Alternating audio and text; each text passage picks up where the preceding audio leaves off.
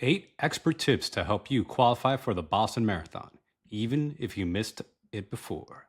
So, did you know in 2025, over 12,000 runners who tried around Boston qualifying times were still denied entry? See, the Boston Athletic Association received a record-breaking 36,000 applications, and to actually get in, you need to beat your qualified time by almost close to 7 minutes.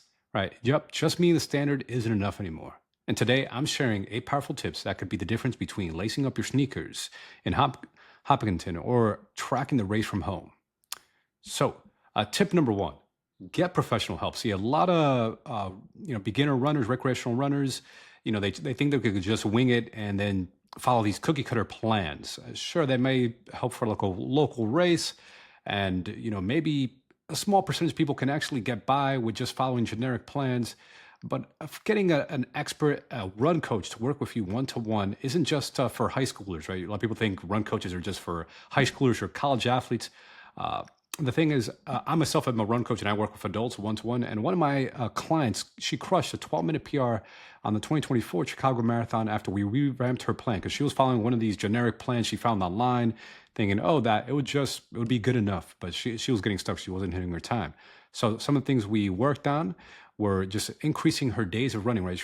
We went from like 4 days a week of running to 6 days a week of running, but also incorporating smart training principles, like actually doing proper strength training. See, a lot of runners, maybe they start picking up some tips that you should strength train as a runner, but they follow these routines that get them overly tired and overly fatigued, which is actually delaying their running ability, right? There's no point of doing strength training if it's gonna slow you down. All right, because the better way to do strength training is actually doing a single set to fatigue or muscle failure instead of doing these high volume bodybuilding style routines. So if you're like, what is Ray talking about? For example, instead of doing 4 sets of 10 of squat, like 4 sets of 10 reps with squats, you do 1 set of 10 with squats, but to fatigue or muscle failure. That means you're taking the same exercise, but condensing it down. So you're doing one single set to a point of momentary muscular fatigue or failure. And if that's scary, because you don't know how to do squats properly, you can do it on the leg press machine, right? There's different ways of doing strength training. All I'm saying is that you should do a smart strength training plan to supplement your running plan so it's not making you overly tired or taking away from your ability to run fast, right? What's the point of doing the strength training if it's going to really slow you down and now you're having to take more days off from recovery because you're getting beat up from the strength training?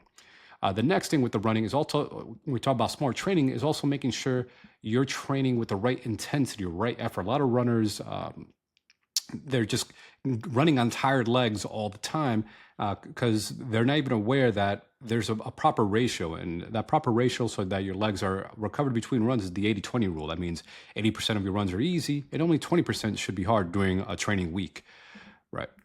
And then learning to run by feel, not just by the watch. So a lot of times runners will like force themselves to go follow a generic cookie cutter plan, and then they don't know really how to run by feel. They keep glancing at the watch, trying to hit certain target paces or distances.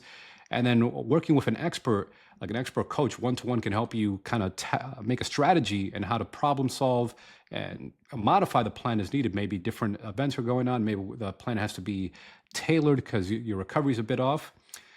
And with this right strategic training plan, working with a coach, you actually find that you're able to get closer to your goal without having, it kind of cuts down the learning time when you're working with coach. Instead of taking 5 years to help you qualify for a Boston, you could do it in like a year or two, right? So now this client I worked with, she's running stronger and smarter. She's running faster for longer without, getting hurt or injured. And injury is a big thing as well. I see a lot of newbie runners, marathon runners, as a physical therapist of almost 10 years now. I see a lot of would-be trying to qualify for Boston and stuff. And they end up getting hurt because they're trying to push themselves too hard, and they get overuse injuries like patellofemoral pain syndrome, runner's knee, shin splints, stress fractures. And that takes me to tip number 2: listen to your body. So don't force a hard workout if you're exhausted. So a lot of runners, when they're following these generic cookie cutter plans, they think they have to follow every single workout. It's good, or they're gonna miss out on the training benefit if they miss just a single day, or they have to do the speed workouts as prescribed. But sometimes it's not about just forcing yourself to do the training, right? You have to listen to your body because some days you're exhausted. Maybe it's a lack of sleep or your hydration or recovery. So if you're feeling run down, take a true rest day. See, a lot of beginner runners think, oh, I'm going to force myself to run even if I'm tired. If you're really tired, don't even bother running that day. Just take a full rest day if you need it. And then also look back, why were you tired in the first place? Were you getting enough sleep? And oftentimes sleep is like the big culprit because many people are actually sleep deprived, right? If you're sleeping 6 hours or less per night, and you don't have the genetics for that because very few people can get by with a true 6 hours a night of sleep. Most people need closer to 7 or even 8 hours of sleep a night, or some even need 9 hours of sleep, right? So if that's you and you're always feeling run down despite having cups of coffee and stuff, it's probably your sleep, which is a common thing that a lot of people do it because they ignore their body, they treat it like a machine, they force it to move even on days when they're feeling run down. So listen to your body. Tip number 3, this goes back where I talk about the SMART training, which is run easy runs easy, but also run hard runs hard, right? You think, that means when it's time to do speed workouts, you actually put out, right? So when it comes to easy runs, in general, let's say they should be about a minute to 90 seconds slower than marathon pace. For example, if you want to run a 3:20 marathon, your easy runs should be about a 9-10 minute per mile pace, because the 3:20 marathon is about 7:30 a minute per mile. So for the easy runs, you want it to be like about 9 minute per mile there. And then hard runs, that's when you unleash. That's the common thing. We're trying to get faster. Your speed workout should actually be fast, and you should be pushing it hard, assuming your body's properly recovered to handle the speed workout, right? So when it's time to push, you push hard. So for speed workouts, like doing intervals to improve like your VO2 max, for this 3:20 marathon runner, they would do their like max intervals, the VO2 max at like 6:10 minutes per mile, or like 6 minutes per mile. Tempo runs, maybe they hold that at 7:10 minutes per mile while do like a 30 or 45-minute tempo run. And then maybe they're doing speed repeats, like repeat 400 meters or repeat 800 meters at a 6 minute per mile pace or faster with those shorter track repeats, right? And when you push hard during the hard runs, but also likewise, know when to go easy. So follow the easy runs, actually take it easy or very easy. Like if you need to like jog or run walk on easy days, that's fine. I'd rather you run walk on the easy days instead of trying to treat an easy day like a hard run workout. Because one of the most common mistakes is that a lot of runners, they think they're running easy, but they're actually running at a moderate pace, like a moderately hard pace. So yes, people like, oh, I know the difference between easy and hard, but oftentimes their easy runs are more like moderate hard run days. Instead, they should really take those easy days very easy, and if needed, you could taper further back to walk run, where you're really slowing yourself down, or walk jog. You're making yourself really stay in that easy paces, and you're not pushing yourself too much. So your body's recovered, your legs are ready. And so when it comes to those speed workout days, you could fully tackle speed workout days, and you'll see your speeds start to increase over time as you start tracking your paces and your ability to do those long runs.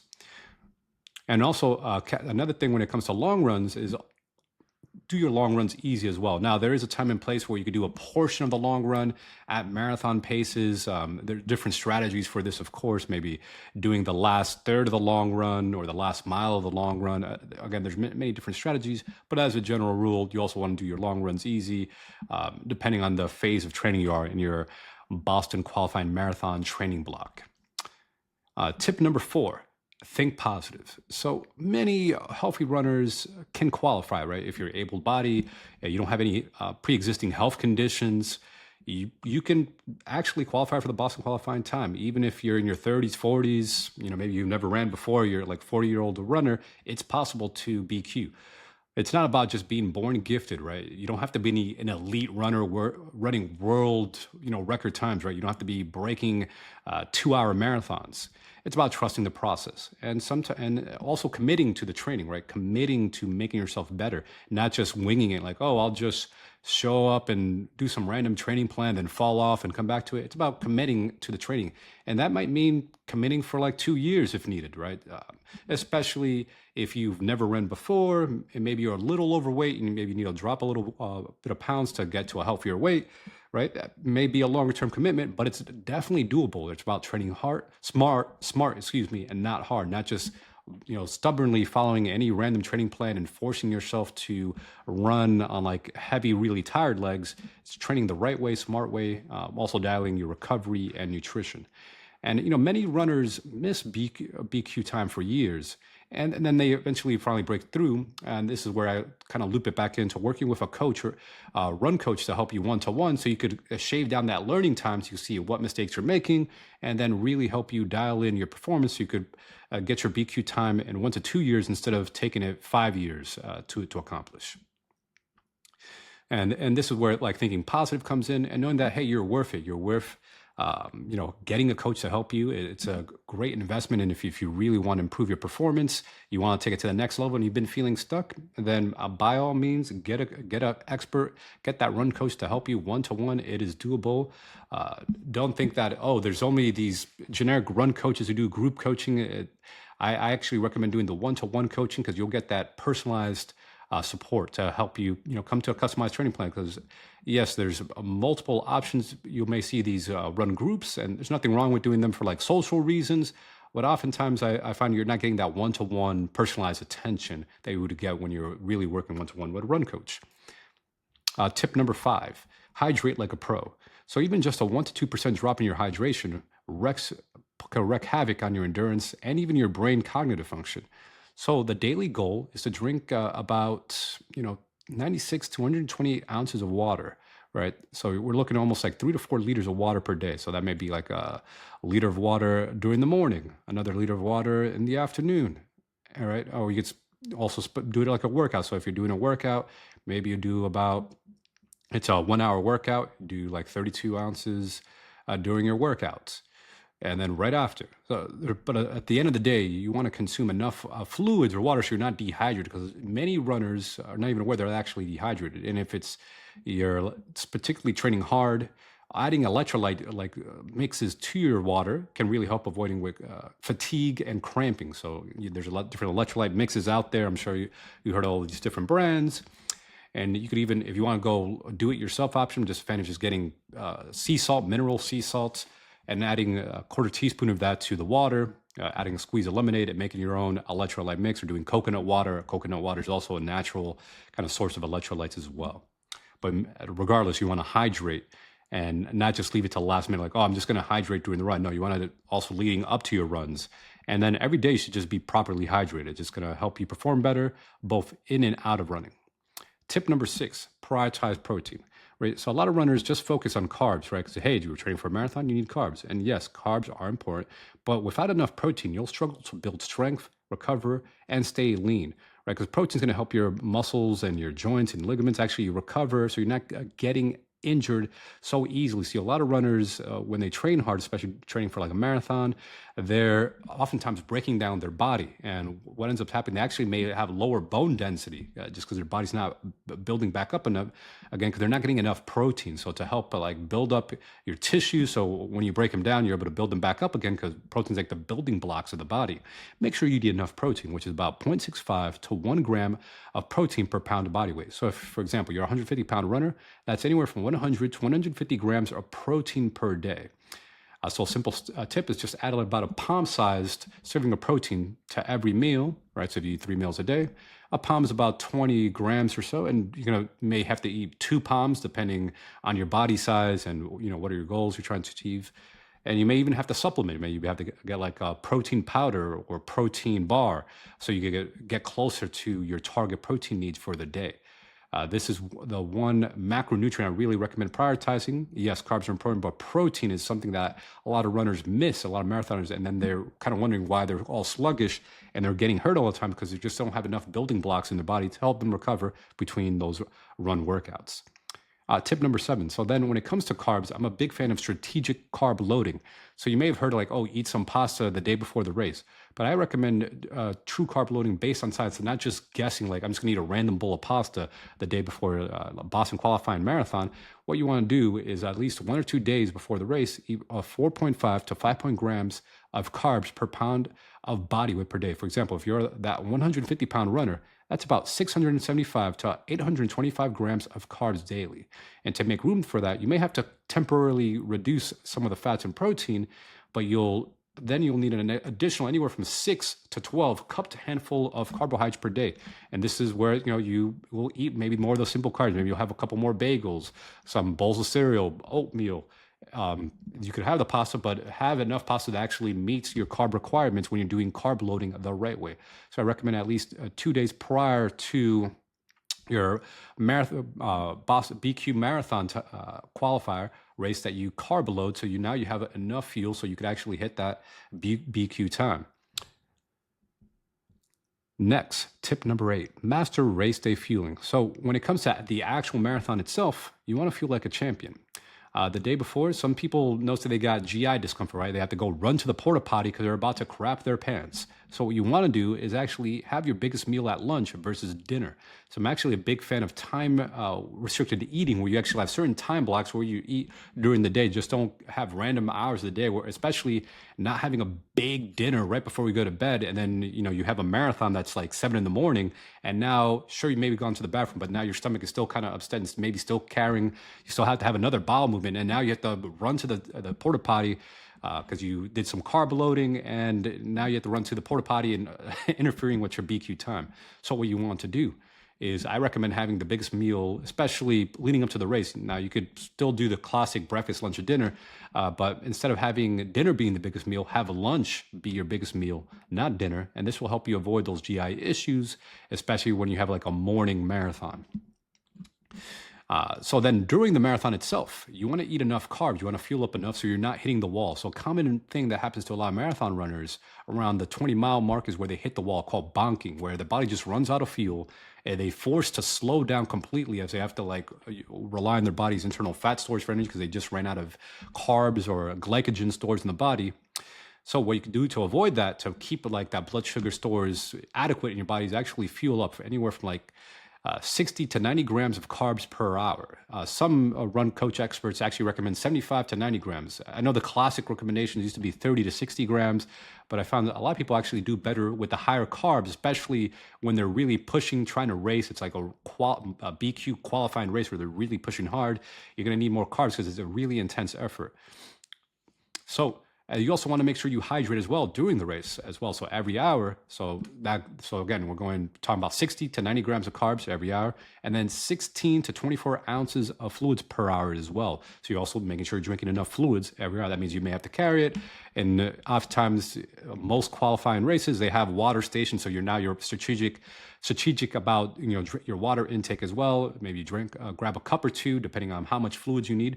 But don't wait till race day to plan this out. Like, you should be training your race day fueling on long runs leading up to the race, so you know how much fuel your body needs. You should have long runs to help your body understand, okay, how much fuel, because you have to train your gut just as much as you're training your legs to run.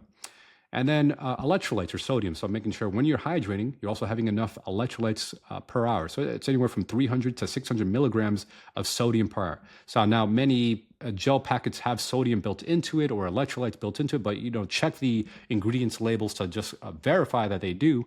And if they don't, you may have to get a different brand or salt your own fluids. For example, add like some sea salt, which will give you sodium to your bottled water, for example. And this may mean that you're actually carrying your own fluids to the station, because maybe you find out that the race you're running at doesn't have enough electrolyte beverage, or maybe you notice that Gatorade doesn't do well with your stomach. It doesn't jive with you, so you have to bring your own electrolyte drinks, which is going to be the smarter strategy so you could avoid having stomach issues. So for example, someone who's running a 3-hour marathon, that might mean getting like 9 cups of water and like 10 gels, assuming that each gel packs about 25 grams of carbs, to hit closer to that 75 grams or 90 grams of carbs per hour. All right, so really be strategic about your race day fueling, and oftentimes you'll find that that's like the missing link that will help you hit that BQ time for your marathon. So qualifying for Boston is hard, but not impossible. You follow these 8 tips, believe in your training, get expert help, and you'll find that you'll be able to hit that BQ qualifying time. So you stay consistent, you stay committed to the training, and smash that like button if you found this helpful. Subscribe for more run coaching tips. And if you're looking for a free training, I have a free training link that you could check out, learn more about my running coaching methods. And if you're really looking to work together, I also do one-to-one run coaching, so feel free to reach out to me. Anyways, take care.